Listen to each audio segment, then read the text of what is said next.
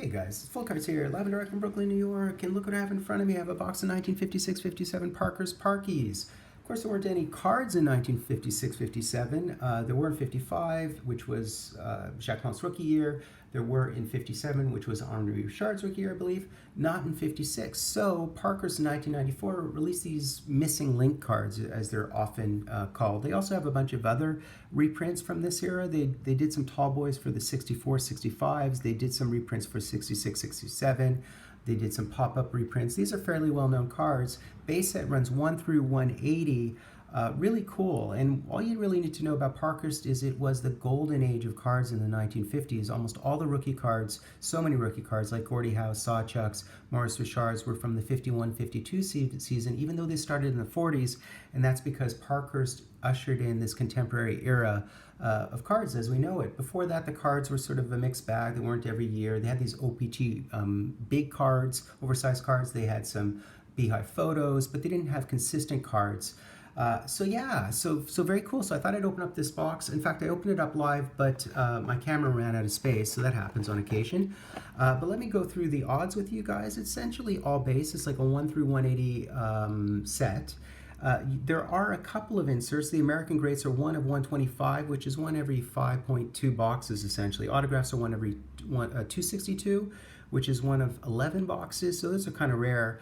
You will find them on eBay. There are Future Stars, which are 1 of 33, which is 1.5 boxes, essentially 1.4, I guess.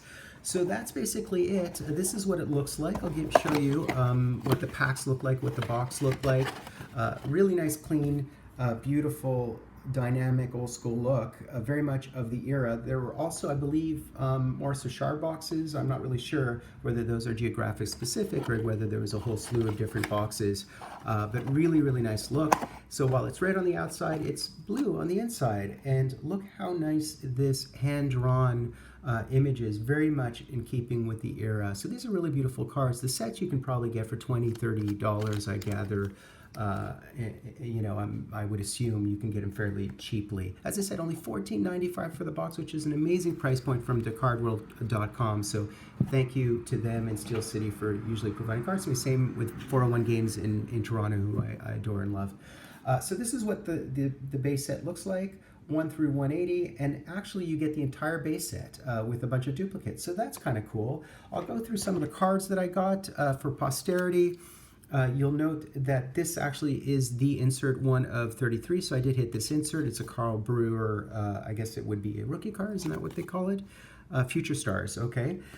Then, of course, I got the Gordie Howe. Gordie Howe, I actually have the auto, the hand-side auto of this, which is kind of cool. Gordie Howe started his career in 1946-47 and was with Detroit all the way through the 70s. His career went to 79-80. This first year, I retired the first year that Wayne Gretzky played, which is fascinating. And of course, he also played on the Whalers. We have Henri Richard, whose rookie year, I believe, was 57 the year subsequently. So this is a very young-looking Henri Richard. The Pocket Rocket, here's the actual rocket. Maurice Richard, again, his playing career started in the 1940s. He came up from the Q. There actually was a QSHL, which is sort of like the Quebec Major Junior League, but it's Quebec Senior League is what they called it at the time. I played 1 year there before he played on the Habs. He played on the Habs from 42 through 60, and that was his career. His last card, I believe, was from 60-61. I do have the hard sign auto of this too. I think I paid about $60 for it. I don't know whether it goes for more or less now. We do have Jean Béliveau. What's notable about Jean Béliveau is the fact that he too signs as hard signed autos, and he's done it to this day as Maurice Richard all the way to his death. So there was a lot of them. But Maurice Richard and Jean Béliveau in particular always hand signed meticulously. So their autographs are always very diligent, and it just is because they pay attention to the fans. It's out of respect. Here's a Toe Blake coaching card. His career, of course, began in the 1930s. We do have a Glenn Hall card. And you notice that he's with Detroit. A lot of people don't realize that he came up through Detroit. You would confuse this with Terry Sawchuk with the shorn hair. But of course, he did play with the Red Wings in the early 50s, and then of course with the Blackhawks throughout the 60s, and then St. Louis, I guess, late in the 60s. And he was about five. To give you an idea of the goalies back then, his height was probably about 5'11", same as Sawchuk's. I think Jacques Plante was about the same height too, maybe a little bit taller, maybe 6 feet. Here's Al Rollins, who was another famous goalie. All these goalie pictures are very dynamic. That's why I picked them out. We do have a Tim Hortons card. Of course, he's most often known for his, I guess, for the coffee and now the cards and so on. You'll note too the back of the cards, so similar to the cards of that era, almost an exact duplication. And he also played on a couple of teams, including Buffalo, of course. We have Howie Meeker, who, believe it or not, coached the Toronto Maple Leafs for 1 year. They didn't make the playoffs. I think it's the only year he coached the Maple Leafs, and he had a segment on Hockey Night in Canada for years. Basically, one of the first people to use tape, to use video early on to point out systems and so on. That's kind of what Harry Meeker is best known for. We do have these tally cards, which are, of course, checklists. Checklists were very rare. They were easily discarded because they don't have people's mugs on it. So it's nice to see the tally cards, in other words, the checklist cards. Some of the rare checklist cards are the 1971-72 one from Guy Lafleur's rookie year and Dryden's rookie year are all marked up for the most part, and the ones that aren't marked up are deemed a little bit more valuable. And here we see Terry Sawchuk playing with Boston. Another interesting facet is he did in fact play with Boston for 2 years, even though he played with Detroit from the 40s all the way through the 60s, and then of course with your Maple Leafs. And he played with LA and a couple of other teams as well. I think he even played for the Rangers.